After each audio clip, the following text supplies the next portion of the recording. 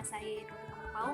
Saya merupakan mahasiswi dari Universitas Islam Negeri Sumatera Utara, jurusan Sejarah Peradaban Islam semester 6. Nah, di video kali ini pada video kali ini kami akan membahas, khususnya kelompok 3, kami akan membahas tentang filsafat sejarah spekulatif, yaitu tokoh dan pemikirannya.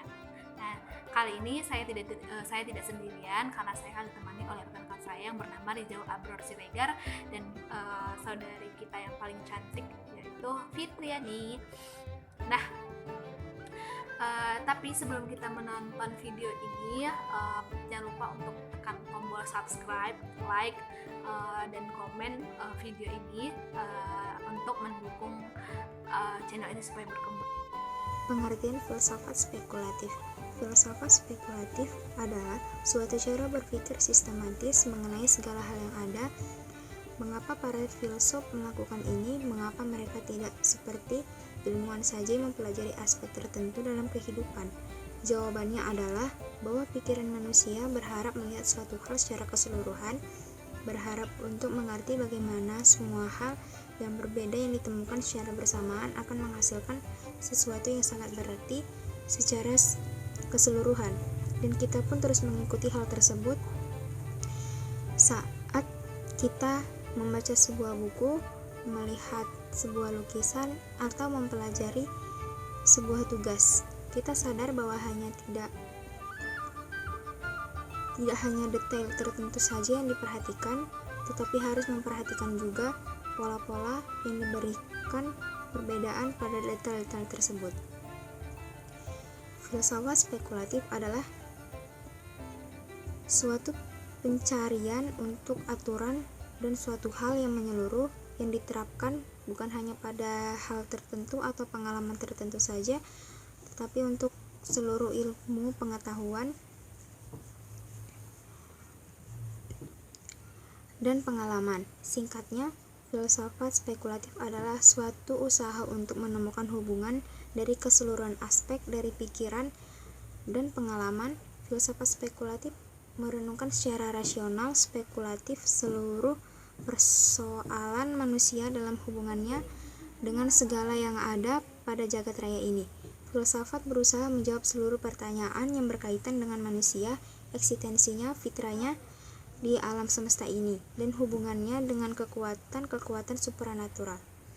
Filsafat spekulatif memiliki kekuatan intelektual yang sangat tinggi. Dengan penalaran intelektualnya itu, manusia berusaha membangun suatu pikiran tentang manusia dan masyarakat. Contoh dari paradigma filsafat ini adalah filsafat Yunani kuno, filsafat Socrates, Plato, dan filsafat Aristoteles. Tokoh-tokoh filsafat spekulatif. Yang pertama ialah Friedrich Hegel.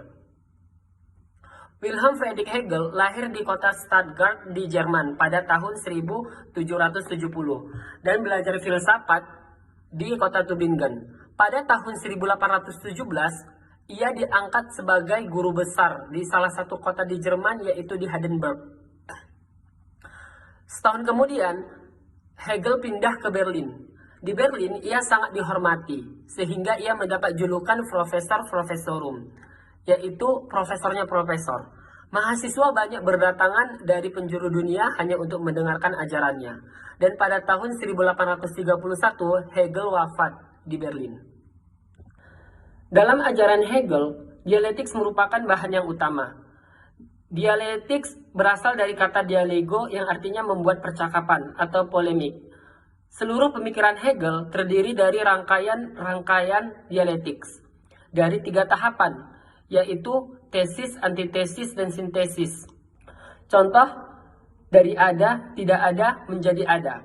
Seiring berjalannya waktu, sintesis akan kembali lagi menjadi tesis.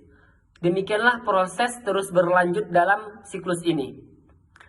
Hegel juga berpendapat bahwa dialektik merupakan irama yang memerintahkan pikirannya, yaitu perubahan yang secara konsisten membawa umat manusia dan sejarah menjadi selangkah lebih maju.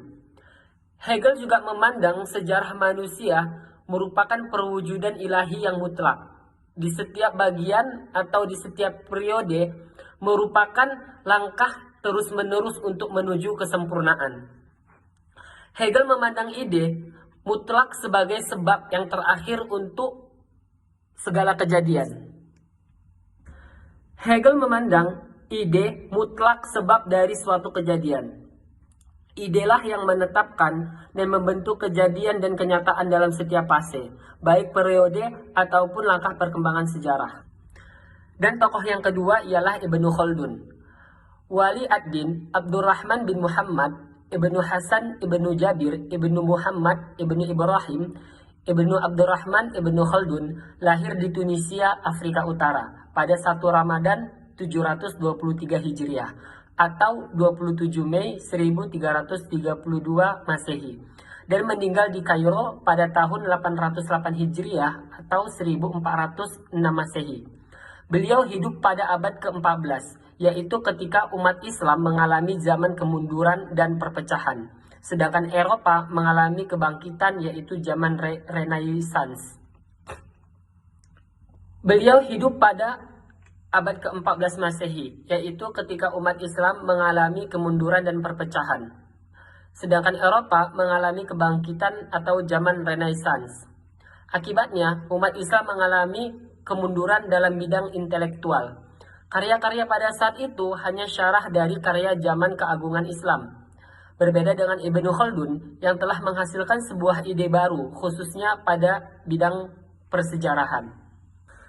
Filsafat sejarah menurut Ibnu Khaldun yaitu mengkaji fenomena-fenomena yang lebih umum tanpa dibatasi oleh ruang dan waktu, mengkajinya dari segi tujuan yang ingin dicapai, serta hukum mutlak yang mengendalikannya sepanjang sejarah.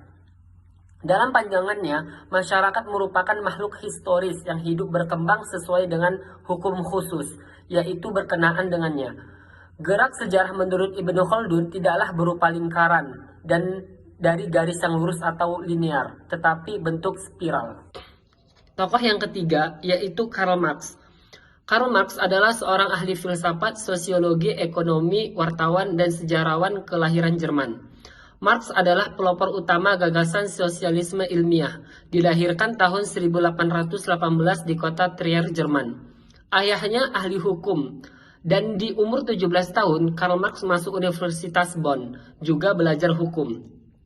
Dalam filsafatnya, Marx mengajarkan teori perubahan yang disebut dialektik historis materialism. Dalam hal ini, Marx mengambil dari teori Hegel. Teori dialektik historis materialism menjelaskan bahwa filsafat, sejarah, dan masyarakat itu mempunyai hubungan. Marx memandang dunia ini sebagai dunia yang masih dalam proses dan belum jadi. Dunia ini selalu dalam proses maju, tetapi ada pengulangan-pengulangan serta melalui tahap-tahap yang pernah dilalui. Dan tokoh yang keempat yaitu Santo Agustinus. Santo Agustinus dilahirkan pada tanggal 13 November 354 di Tagaste, Algeria, Afrika Utara. Agustinus lahir sekitar 60 mil dari kota Hippo di Afrika Utara, di tepi pantai yang sekarang disebut Aljazair. Ayahnya bernama Patricius, seorang kafir. Ibunya Santo Monica, seorang Kristen yang soleh. Dia mendapat didikan Kristen dari ibunya. Sesudah itu ia membuang keyakinan Kristennya. Menurut pendapatnya, hakikat teori sejarah adalah suatu gerak yang tumbuh dan berkembang secara revolusi, karena menggambarkan peristiwa sejarah masa lampau secara kronologis. Urutan secara kronologis merupakan pokok teori untuk menggambarkan gerak sejarah. Dalam pemikirannya, teori gerak sejarah menurut Santo Agustinus ditentukan oleh kehendak Tuhan. Hukum alam menjadi hukum Tuhan, kodrat alam menjadi kodrat Tuhan. Tuhan menentukan takdir, manusia menerima nasib. Gerak manusia bersifat pasif karena segala sesuatunya ditentukan oleh Tuhan. Agustinus tidak mempercayai bahwa sejarah adalah suatu siklus. Sejarah lebih dari itu. Ia merupakan kejadian yang diatur oleh Tuhan. Jadi sejarah sebenarnya mempunyai suatu permulaan dan mempunyai akhir. Dan tokoh yang kelima ialah Oswald Spengler. Oswald Spengler lahir di Blankenburg di Jerman Tengah pada tahun 1880. Pemikirannya tentang filsafat sejarah ialah bahwa jiwa dari teori-teori sejarah beranggapan bahwa sejarah itu merupakan suatu gerak yang tumbuh dan berkembang secara evolusi atau perubahan secara alami. Dalam proses evolusi sejarah, peran manusia sangat menentukan sekali. Bahkan manusia menjadi inti masalah dari gerak sejarah itu sendiri.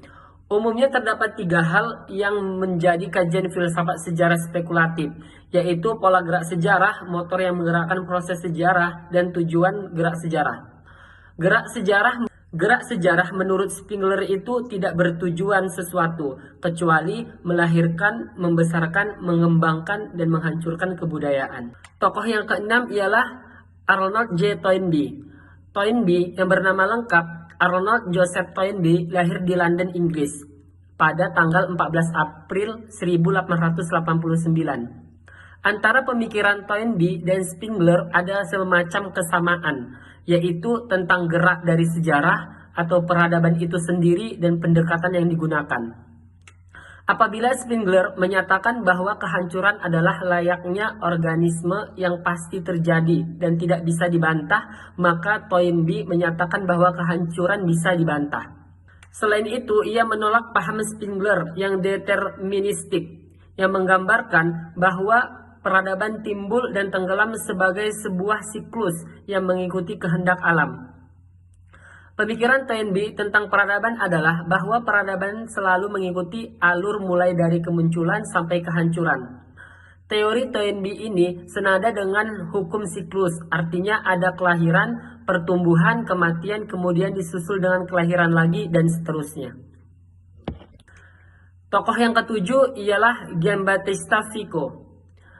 Giovanni Battista Vico atau Vigo lahir 23 Juni 1668, wafat 23 Januari 1774, merupakan seorang filosofi sejarah dan sosial yang hidup di Italia pada akhir abad ke-17 dan permulaan abad ke-18.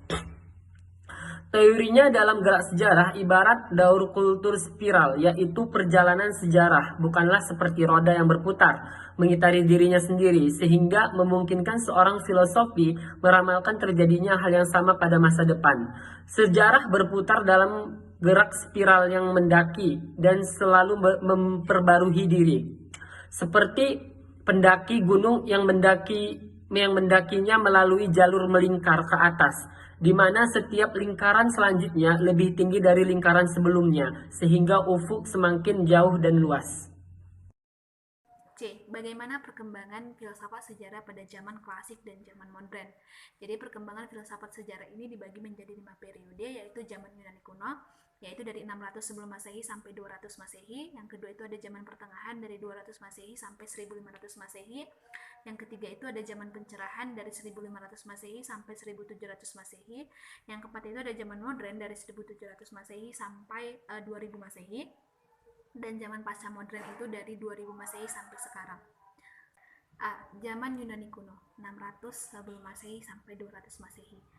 Periode filsafat Yunani merupakan periode yang sangat penting dalam sejarah peradaban manusia karena pada waktu itu terjadi perubahan pola pikir manusia dari mite-mite menjadi lebih rasional. Nah, pola pikir mite ini adalah pola pikir yang mengandalkan mitos-mitos untuk menjelaskan fenomena alam seperti gempa bumi. Jadi, dulu gempa bumi itu tidak dianggap sebagai kejadian alam yang biasa, tetapi itu artinya dewa bumi sedang menggoyangkan kepalanya. Nah, namun setelah filsafat ditemukan, fenomena tersebut tidak lagi dianggap sebagai aktivitas dewa, melainkan fenomena alam yang terjadi secara kausalitas. Zaman Yunani kuno dipandang sebagai zaman keemasan filsafat, karena pada zaman ini orang memiliki kebebasan untuk berpendapat atau mengungkapkan ide-idenya. Pada masa ini, Yunani dipandang sebagai gudang ilmu dan filsafat, karena bangsa Yunani sudah tidak mempercayai mitos-mitos, dan mereka tidak lagi menerima pengalaman didasarkan pada sikap receptive attitude atau sikap menerima begitu saja, melainkan menumbuhkan sikap yang senang menyelidiki atau kritis. Nah, sikap kritis inilah yang menjadikan bangsa Yunani berada pada barisan terdepan dalam ilmu pengetahuan. Nah, zaman Yunani kuno ini juga terbagi atas dua, yaitu filsafat Prasokrates dengan zaman keemasan filsafat atau yang mencakup Socrates, Plato, dan Aristoteles. Nah, filsafat Prasokrates ini itu ditandai oleh usaha mencari asal atau asal segala sesuatu atau arche, yang dianggap sebagai asal mula dari segala sesuatu yang ada, yang tidak akan dibalik keanekaragaman realitas di alam semesta ini itu hanya ada satu ajas. Thales berpendapat bahwa arche itu merupakan air, sementara Anaximandros beranggapan bahwa arche itu merupakan sesuatu yang terbatas. Secara umum dapat dikatakan bahwa para filosof Prasokrates ini berusaha membebaskan diri dari belenggu mitos dan agama asalnya. Mereka mampu melebur nilai-nilai agama dan moral tradisional tanpa menggantikannya dengan sesuatu yang substansial. Jika membahas filsafat Yunani kuno, maka Thales merupakan ahli pemikir pertama yang berhasil mengembangkan geometri dan matematika, disusul dengan teori materi yang dikembangkan oleh Lysippos dan Demokritos, dan ilmu kedokteran yang dikembangkan oleh Hippocrates. Yang kedua itu adalah zaman keemasan filsafat yang mencakup antara Socrates, Plato, dan Aristoteles. Nah, puncak filsafat Yunani itu dicapai pada masa Socrates, Plato, dan Aristoteles. Filsafat dalam periode ini ditandai oleh ajarannya yang membumi dibandingkan ajaran-ajaran filosof sebelumnya. Seperti yang dikatakan oleh Cicero, itu adalah sastrawan Roma yang berkata bahwa Socrates telah memindahkan filsafat dari langit ke atas bumi. Maksudnya adalah filosof Prasokrates itu kan mengkonsentrasikan diri pada persoalan alam semesta, sedangkan Socrates ini mengerahkan objek penelitiannya pada manusia di atas bumi. Seperti itu. Nah, hal ini juga diikuti oleh para sofis sebelumnya, karena seperti yang telah disebutkan bahwa sofis atau sofiste itu telah mengalami kemerosotan makna itu sendiri. B. Zaman pertengahan 200 Masehi sampai 1500 Masehi. Zaman ini sering dianggap sebagai zaman di mana filsafat begitu erat, bahkan berada di bawah naungan agama. Ketika Socrates meninggal, dominasi filsafat justru semakin lama semakin lemah. Filsafat benar-benar telah pudar. Agama mulai mendominasi kehidupan di barat, sehingga gereja memiliki kekuasaan yang penuh dan hampir mengalahkan filsafat. Histori filsafat barat ketika memasuki abad pertengahan 476 sampai 1492 Masehi ini disebut sebagai masa kegelapan. Anggapan ini berdasarkan dari sejarah gereja yang kala itu mengekang kehidupan manusia. Alhasil, manusia tidak mempunyai kebebasan dalam memperluas untuk berpikir layaknya zaman-zaman keemasan filsafat sebelumnya. Jika ada yang menentang kebijakan itu, maka akan dikenakan sanksi yang cukup berat. Selain itu, yang mendapatkan hak melakukan investigasi hanyalah dari pihak gereja. Dominasi agama Kristen ini menjadikan sebuah problem baru dalam dunia filsafat, karena kebenaran hanya dicapai melalui akal sebab mereka tidak mengenal adanya wahyu. Maka keganjilan inilah yang menghambat para filsuf pada abad pertengahan. Nah, pada abad pertengahan ini kemajuan itu dibagi menjadi dua periode, yaitu zaman patristik dan zaman skolastik. Jadi zaman patristik ini adalah itu dilalui melalui dua tahapan, yaitu antara lain tahap yang pertama itu tentang awal mula agama Kristen yang kala itu mendapatkan berbagai kesulitan, terlebih yang terkait dengan filsafat Yunani. Kristen bersikukuh untuk memantapkan agama dan mempertajam dogmatisasi yang telah dilakukan. Kemudian tahap yang kedua adalah filsafat Agustinus yang dikenal sebagai ahli sebuah keseluruhan. Yang kedua itu adalah zaman skolastik. Nah, zaman skolastik ini itu adalah lahirnya sebuah metode yang disebabkan oleh kedekatan hubungan filsafat dan agama. Persoalan yang terlihat pada masa ini adalah universalia. Nah, periode skolastik mencapai puncaknya itu sekitar tahun 1300 Masehi. Adapun periode skolastik ini terakhir terjadi itu pada tahun 1400 sampai 1500. Periode ini sangat kental dengan pemikiran filsafat yang mengarah kepada nominalisme. Aliran ini menganggap bahwa universalisme tidak dapat menjawab petunjuk umum dan sama terhadap sesuatu. Definisi umum yang dimaksud adalah tidak terdapatnya nilai objektif. C. Zaman pencerahan 1500 sampai 1700 Masehi. Zaman pencerahan merupakan masa peralihan dari abad pertengahan ke abad modern. Perlu ditegaskan bahwa pemikiran abad pertengahan didasari oleh payung agama, sedangkan abad modern oleh payung ilmu pengetahuan. Selain membesarkan diri dari kempungan agama, pemikiran modern sebenarnya telah melepaskan diri dari filsafat. Hal ini disebabkan argumentasi filsafat semata-mata mengandalkan logika, sedangkan pengetahuan menekankan pada perlunya eksperimentasi. D. Zaman modern itu terjadi sekitar 1700 Masehi sampai 2000 Masehi. Filsafat abad ini diawali dengan Renaissance atau diartikan sebagai kelahiran kembali. Istilah kelahiran kembali digunakan untuk menunjukkan kebangkitan intelektual yang meningkat di Eropa, terkhususnya di wilayah Italia sepanjang abad ke-15 dan 16. Ketika masa filsafat Yunani kuno, kebebasan begitu dijunjung sehingga kala itu kemajuan mulai terjadi. Namun ketika memasuki abad pertengahan, dominasi agama menyebabkan pemikiran dikekang dan menghambat kemajuan. Maka era Renaissance, kebebasan hendak dihidupkan kembali untuk mencapai sebuah kemajuan. Memahami filsafat modern yang berlangsung sampai kontemporer atau pasca modernisme tidaklah sederhana, karena tidak mudah dalam membuat penggolongan. Para filosof modern tampak lebih individualistis dengan menampilkan individualitasnya masing-masing. Hal ini menyulitkan bagi mereka yang mengenal dan mempelajarinya.